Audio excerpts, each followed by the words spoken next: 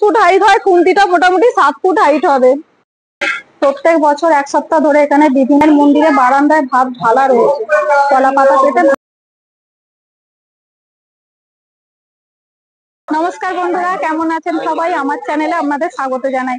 আমি এখন আছি হাওড়া সড়কে তেঁতুলকুলি গ্রামে। এটা হচ্ছে আমার দাদা শ্বশুর বাড়ি। আমার দাদা বৌদির সাথে আমি এখানে এসেছি। এখানে আয়োজন করা হয়েছে এক বিরাট অন্নকূটের আয়োজন।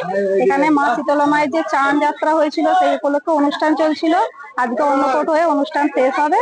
আর আমি এই অন্নকূটে অংশগ্রহণ করতে, মায়ের ভোগ প্রসাদ গ্রহণ করতে এখানে এসেছি। তো চলুন এবার মায়ের মন্দিরের দিকে যাওয়া যাক।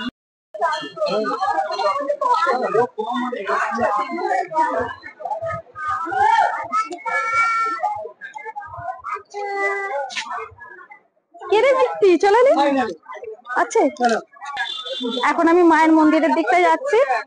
মায়ের মন্দিরে গিয়ে আপনাদের দেখাবো কি হচ্ছে না হচ্ছে ওখানে। এই যে আমি এখন মন্দিরের সামনে চলে এসেছি। এই হলো মা শীতলা মন্দির। আর মায়ের মন্দিরে ঠিক উঠোনেই রান্না হচ্ছে। অন্নকূটের রান্না এখানেই চলছে, সকাল থেকে চলছে। কেননা অন্নকূটটা বেশ বড় সড়ো অন্নকূট, প্রচুর লোকের এখানে খাওয়া দাওয়ার আয়োজন চলছে। আর এখানে এসে এই রান্নার কাছে একটা জিনিস অবাক লাগে আমার, সেটা আপনাদের আমি দেখাবো।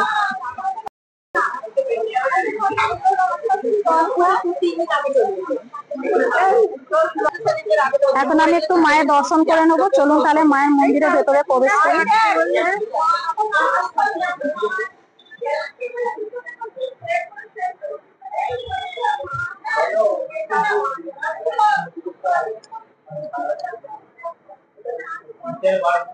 এই হলো মা শীতলা মায়ের মূর্তি। মা কিন্তু পাথরের বিগ্রহ, এখানে কিন্তু চলন মূর্তি নয়।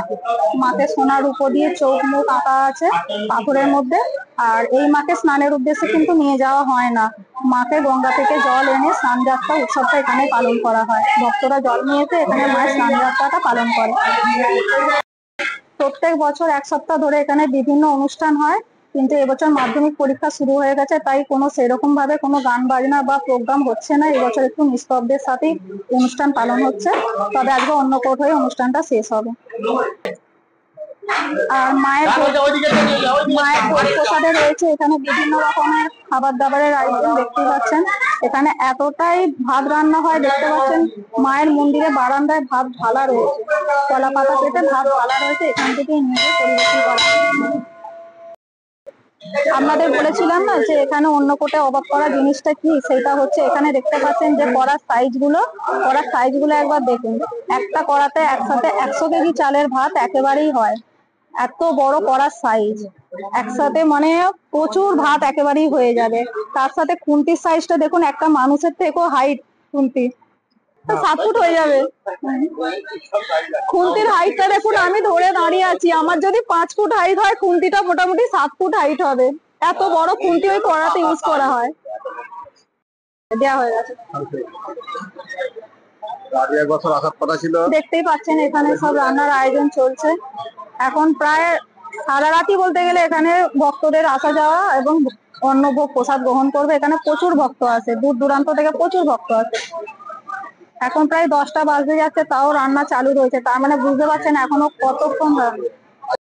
এখন আমি বেরিয়ে রাস্তার দিকটা যাব। রাস্তার দিকে গিয়ে আমি ডান হাতে যাব, ডান দিকটায় যাব। এই যে ডান দিকটা যাচ্ছি, এই যে পরপর সারি সারি চেয়ার পাতা রয়েছে। আর প্রচুর মানুষ এখানে চলে এসেছে অন্নকূটের ভোগ প্রসাদ খেতে। আর সেই যে দূরে প্যান্ডেলটা দেখতে পাচ্ছেন, ওইখানে কালকে মায়ের নাম গান হরিনাম হয়েছে। আর এখানে একটা ছোট মাঠ মতন রয়েছে, প্রচুর এখানে চেয়ার টেবিল পাতা রয়েছে। আমরা এখন ওই সামনের দিকটায় যাব।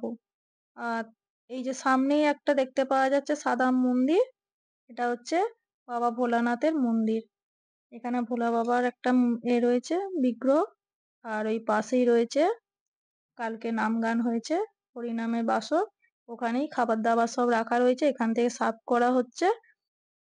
এখান থেকে সার্ভ করে এদিক ওদিক নিয়ে যাওয়া হচ্ছে, খাবার মানে পরিবেশন করা হচ্ছে আর কি। আর এখানে মহিলারাই পরিবেশনটা করছে, বেশিরভাগ দেখছি মহিলারাই পরিবেশন করছে। এখানকার পাড়ার সব বউ মেয়েরা সব পরিবেশন করছে। আমি মাঝখান দিয়ে আবার চলে যাচ্ছি সোজা মায়ের মন্দিরের দিকটাই আবার যাব। ওই দিকেও অনেক চেয়ার টেবিল পাতা রয়েছে, ওই দিকেও প্রচুর মানুষ বসেছে। এবার এই দিকটা চলে এলাম, যেহেতু এটা পাড়ার রাস্তা, চেয়ার টেবিল পেতে খাওয়ানো হচ্ছে, তাই নো এন্ট্রি বোর্ড লাগিয়ে সম্পূর্ণ যান চলাচল বন্ধ। খুব জোর, ওই একটা দুটো বাইক যাচ্ছে।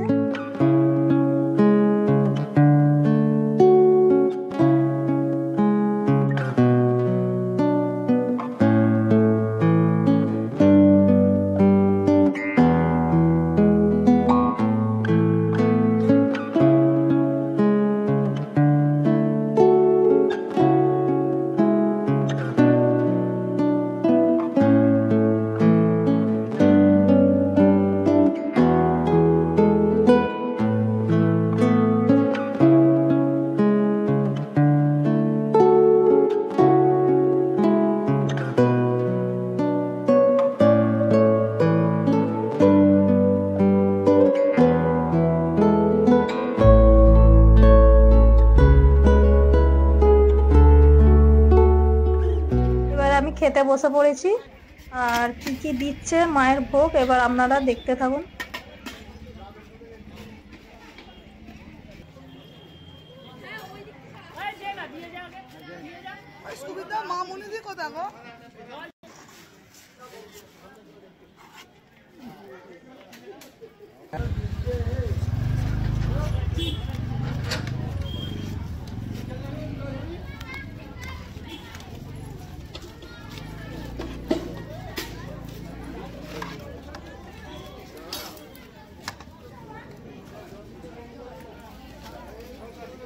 এই যে আমাদের মোট ভোগ প্রসাদ।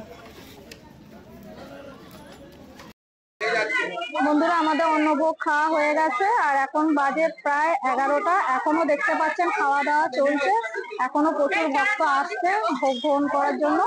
আর ভিডিওটি বেশি বড় করলাম না, মা শীতলার নাম করে ভিডিওটি আপনাদের কাছে আজকেই শেষ করছি। সকলে ভালো থাকবেন, সুস্থ থাকবেন। আর আমার ভিডিও যদি আপনাদের ভালো লাগে, আমার পাশে থাকার জন্য অবশ্যই আমাকে সাবস্ক্রাইব করে এগিয়ে যাওয়ার জন্য সাহায্য করবেন, পাশে থাকবেন।